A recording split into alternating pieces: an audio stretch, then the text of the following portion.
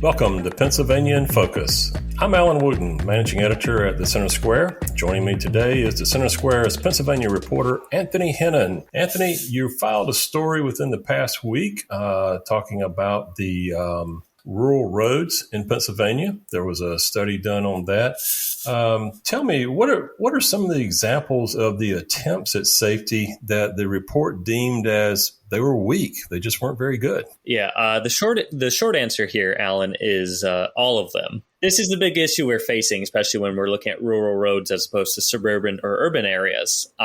Suburban and urban areas generally have newer developments. There's a lot more people.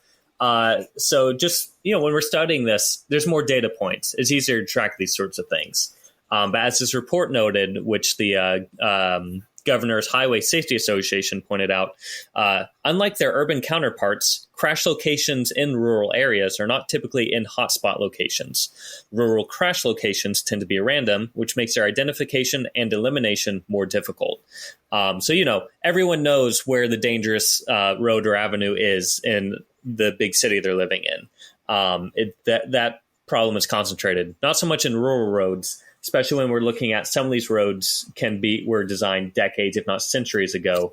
So it's really scattered around.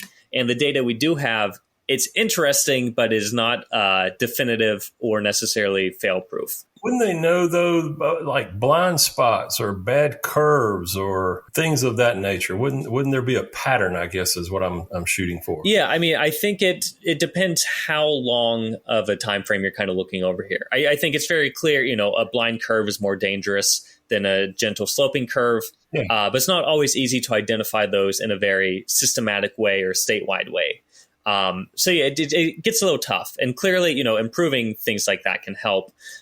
These studies pointed out things like adding in rumble strips or redesigning roads, adding tree plantings or narrowing some of these lanes or separating lanes is a big thing. That tends to help people slow down. It gives them more of a sense of what's coming up. They get some warning that this is a blind curve. This can be dangerous. But at the same time, you don't necessarily have a lot of room to take those, small 2-lane roads and separate them in each direction. Right. So, we have some general ideas here, but as far as going into a rural county and extrapolating the data, we don't necessarily have that at hand, which causes a problem. We generally know what's more dangerous and less. It's much more clear if, this road designed for horses is now being used by large brine trucks carrying wastewater from fracking.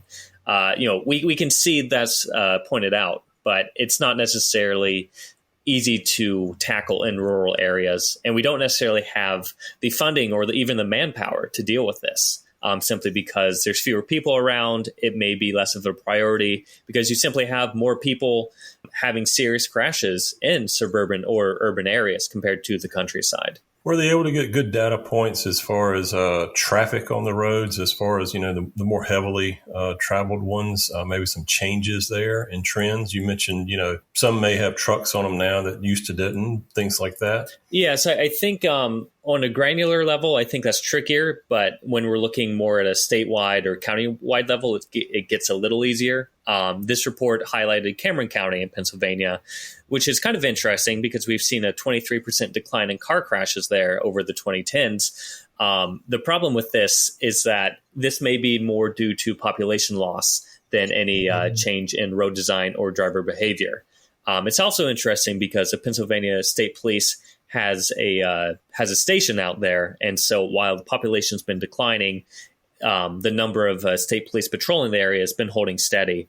So they've done some high visibility enforcement on some of those main county roads that are highly trafficked. And that seems to help at least modify driver behavior, which you might slow down or be more careful when there's a higher chance that there's a cop sitting behind a billboard, as it were. But as far as kind of improving these roads, I think a lot of this seems to depend on there's just fewer people in that area. I think there's some silver lining here of, this concern over population loss or an aging population. But at the same time, this is more luck of the draw rather than some improved, improved enforcement or improved road design at the same time. We're talking about the Governor's Highway Safety Association's report on Pennsylvania's rural roads that's at thecentersquare.com. Anthony, PennDOT, do they like, in the rural areas, do they like the roundabouts or the four-way stop signs? Have you seen any trend with that? Was that mentioned in the report? It wasn't directly mentioned in the report. Anecdotally, as I've driven around Pennsylvania in these rural areas, you see more of them popping up, which is kind of nice. And even when I was back in Ohio growing up, we would see more of these getting imposed. And they do seem to help with traffic flow. But as far as a conscious statewide effort to get more roundabouts in rural areas, I'm not sure there's a huge push here. But at the same time, a lot of this can, if it's not a state road or a state route, some local municipalities have kind of taken it on themselves to push this as a way of calming down traffic or avoiding some tricky areas.